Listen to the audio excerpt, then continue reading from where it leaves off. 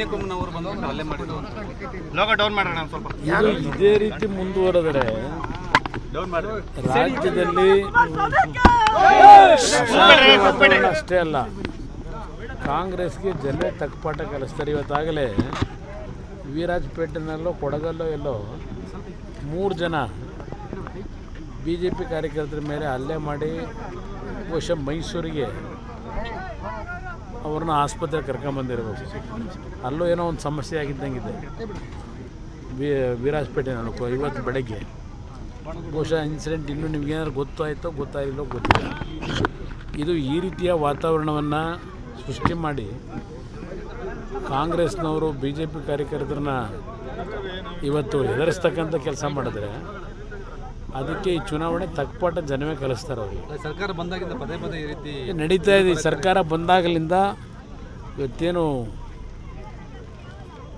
ರಾಮನ ಹೆಸರನ್ನು ಹೇಳ್ತಕ್ಕಂಥದ್ದು ಮತ್ತು ಅವರ ವಿರೋಧಿಗಳು ಯಾರಿದ್ದಾರೆ, ಕಾಂಗ್ರೆಸ್ನ ವಿರೋಧಿಗಳು, ಅವರ ಮೇಲೆ ಹಲ್ಲೆ ಮಾಡ್ತಕ್ಕಂಥದ್ದು ಇದೆಲ್ಲ ಏನು ನಡೀತಿದೆ. ತೆಂಗಿನ ತೋಟಗಳಿಗೆ ಬೆಂಕಿ ಇಡ್ತಕ್ಕಂಥದ್ದು ಇದೆಲ್ಲ ಏನು ಪ್ರಾರಂಭ ಮಾಡಿದ್ದಾರೆ, ಅವರು ಹಳೆ ಚಾಲಿ ಪ್ರಾರಂಭ ಮಾಡಿದ್ದಾರೆ. ಆ ಹಳೆ ಚಾಲಿಗೆ ಜನ ಬುದ್ಧಿ ಕಲಿಸ್ತಾರೆ. ಇವತ್ತು ಒಂದು ಚೊಂಬಿನ ಚಿತ್ರ ಸರ್, ಚೊಂಬಿನ ಚಿತ್ರ ಒಂದು ಪ್ರಜಾವಾಣಿಯಲ್ಲಿ ಜಾಹೀರಾತು ಕೊಟ್ಟಿದ್ದಾರೆ, ತಾವು ಗಮನಿಸಿದ್ರೆ ಅನ್ಸುತ್ತೆ. ಕೇಂದ್ರ ಸರ್ಕಾರದಿಂದ ನಾನು ಪೇಪರ್ ನೋಡೋಕ್ಕಾಗಲಿಲ್ಲ ಬರ್ದಾರ. ಚೊಂಬಿನ ಚಿತ್ರ ಕರ್ನಾಟಕದಿಂದ ಕೇಂದ್ರ ಸರ್ಕಾರದಿಂದ ಕರ್ನಾಟಕಕ್ಕೆ ಚೊಂಬು ಅಂತ ಆ ಥರ ಒಂದು ಚಿತ್ರ ಅವರ ನಡವಳಿಕೆ ಪ್ಲಸ್ ಅವರಲ್ಲಿರ್ತಕ್ಕಂಥ ಕೀಳು ಅಭಿರುಚಿ ಇದೆಯಲ್ಲ, ಅದು ಚೊಂಬಿನ ಚಿತ್ರ ಎಲ್ಲ ತೋರಿಸ್ಬೇಕಾಗಿದ್ದು.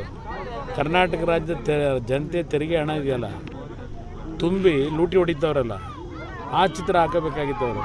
ನನ್ನ ಅಭಿಪ್ರಾಯದಲ್ಲಿ ಕಾಂಗ್ರೆಸ್ನವರು ಕನ್ನಡಿಗರು ಕಟ್ಟಿರ್ತಕ್ಕಂಥ ತೆರಿಗೆ ಹಣ ಲೂಟಿ ಮಾಡ್ತಿರೋದು ಕರ್ನಾಟಕದಲ್ಲಿ ಈ ಸರ್ಕಾರ ಆ ತುಂಬಿ ಎತ್ಕೊಂಡು ಹೋಗ್ತಿರೋದು ತಲೆಯಲ್ಲಿ ತುಂಬ್ಕೊಂಡು ಅದನ್ನು ಹಾಕೊಂಡಿದ್ರೆ ಚೆನ್ನಾಗಿತ್ತು ಅವ್ರಿಗೆ. ಗುಬ್ಬಿ ಶ್ರೀನಿವಾಸ್ ಅವರು ಕುಮಾರಸ್ವಾಮಿ ಅವ್ರ ದಾರಿ ಬಿಡ್ರಿ, ಅಯ್ಯೋ ನನಗೆ ಗೊತ್ತಿಲ್ವೇ ಅಂದರೆ ಗುಬ್ಬಿ ಶ್ರೀನಿವಾಸ್ ಬಗ್ಗೆ ನೋಡಿದ್ದೀನಿ ಪರಿಸ್ಥಿತಿ ಯಾವ ಥರ ಅಂತೇಳಿ. ಅವ್ರ ಬಗ್ಗೆ ಚರ್ಚೆ ಮಾಡೋದು ಬೇಡ, ಬನ್ನಿ.